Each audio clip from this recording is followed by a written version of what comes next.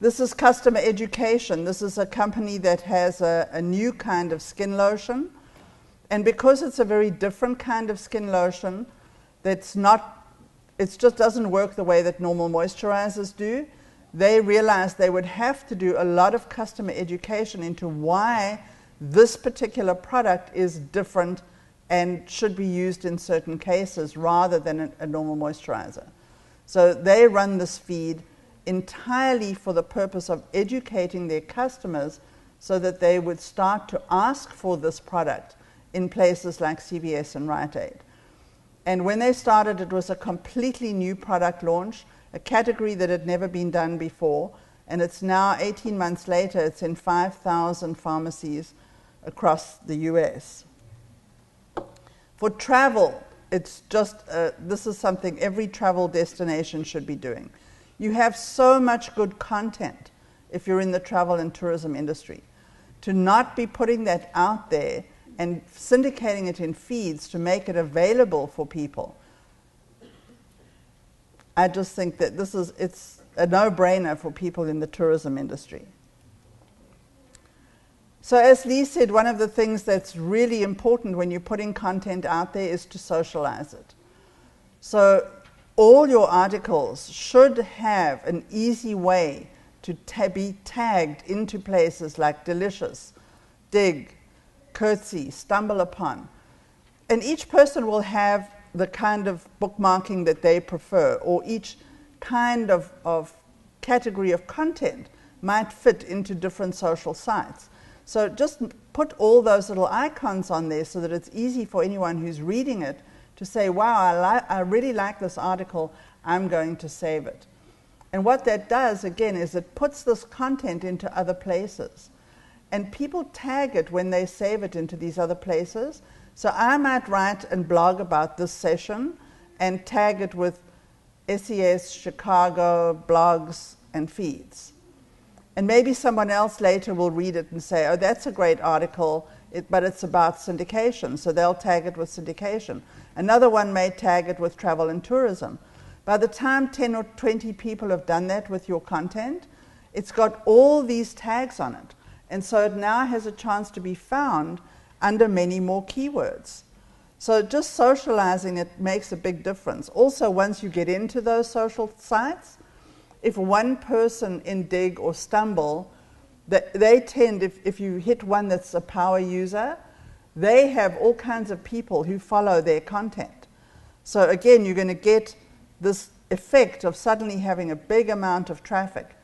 One of our clients wrote an article that got picked up in Dig, and honestly, I wouldn't have thought that their content was very applicable to Dig, but this one article just resonated with that audience. It was called The Neuroscience of Motherhood.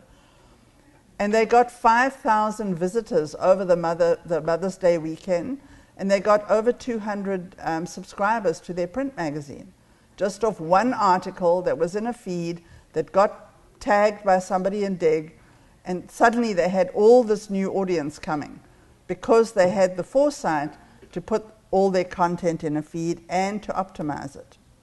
That this is Vision. That's the one that they did it. So they have all these different article categories. I think there are 12 or 14 of them. And each one of them has a feed. So here's the one for the ethics and morality. You can see the feed there at the top. Here's the philosophy one. So here are some of their search results, just to show you how this relates in terms of why these RSS feeds are an SEO strategy. So before they started doing RSS, they pretty much had the same content on their site. We did do some optimization of those pages, but the biggest thing that made the difference was syndicating the content with feeds. So before they had RSS on, they were not in the first 1,000 results in Google on any of their keywords. And they had about 5,000 or 6,000 visitors a month. They now have 63 listings on page 1 in Google for a whole slew of different keywords and phrases. Here are some of them. environmental science, science in the environment, healthcare issues, current health news, ethics and morality, current events, politics, science articles, social issues, philosophy and ideas, and so on, family relationships. And they're all high. They're right up at the top, 1, 2, 3, 4. And they're doing incredibly well in terms of traffic. And all this traffic is coming from places that they didn't have any knowledge of these various places. They're getting it from other blogs. They're getting it from social science. And as Lee said, their social traffic is way bigger now than their search traffic. So here's some of their articles. This was the one that got the 5,000 visitors when it was posted to Dig. So here was July 06 when we first started, and we put, in August 06, we put the feeds on their site. You can see what happened. We're going to run questions at the end, if that's all right. Yeah. Unless you've got something burning. I was going to ask about that, what you just said. Can you reformulate the question? Yeah, you just mentioned that they didn't know about any of these other places.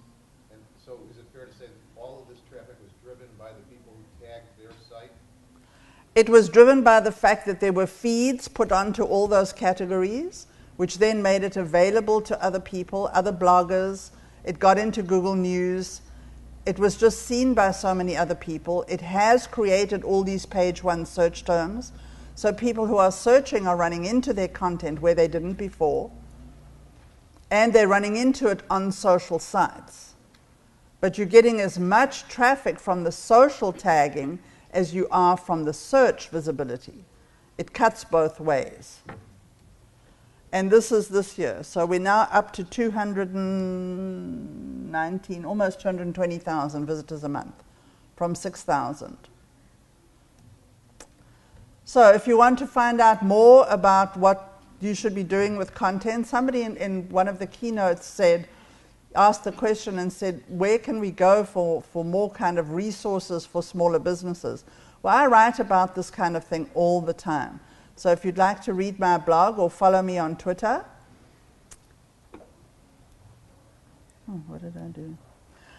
And I have a white paper and some case studies on how RSS and content syndication can work as an SEO strategy.